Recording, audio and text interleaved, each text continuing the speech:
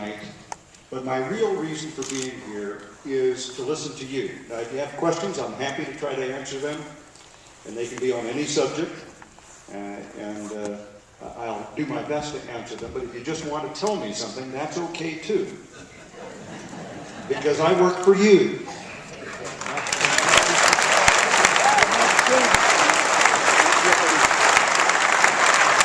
The only thing I tell them, I can't always do what everybody wants me to do because everybody doesn't always agree.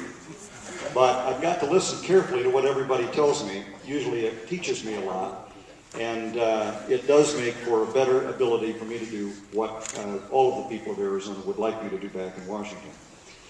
I'd like to just talk about 3 quick things and then leave it open to you, and I'll be very quick about this. To me, I've been in the United States House of Representatives and in the U.S. Senate now since 1987.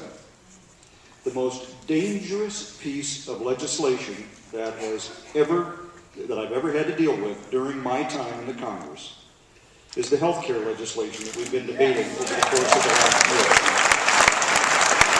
And here's why. Is it going to be really costly? Yes. Is it going to raise our taxes? Yes. Ironically, is it going to raise insurance premiums? Yes. Is it a massive government takeover? Yes. The worst thing about it is our loss of freedom.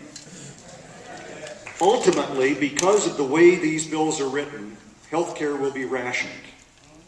And I can't think of anything that Americans desire more than to be able to take care of their families and their health care.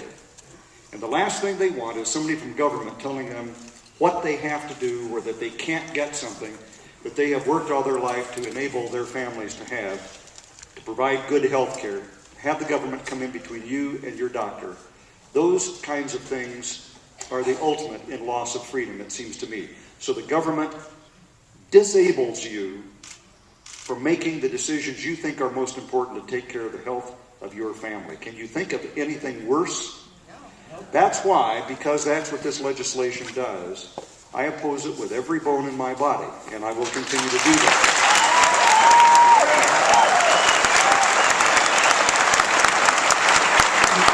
I hope that we'll have a chance to expand on that, talk a little bit more about it. The only other thing I'll say about it is not dead. Nancy Pelosi, the Speaker of the House, announced last week that she has figured out a way to use the reconciliation process, that's the so-called nuclear option, in order to ram this through. Now, her health care advisor says it'll be a trick, but we can do it. And he didn't know how wise that statement was. They could theoretically do it, but it's very tricky. But we can't let that happen. That's why I am skeptical that this February 25th meeting, which I've kindly been invited, I'm really skeptical as to how serious they are about listening to our ideas if they've already decided that irrespective of our ideas, they're going to ram it through. So anyway, that's one thing I'd like to talk about if it's of interest to you.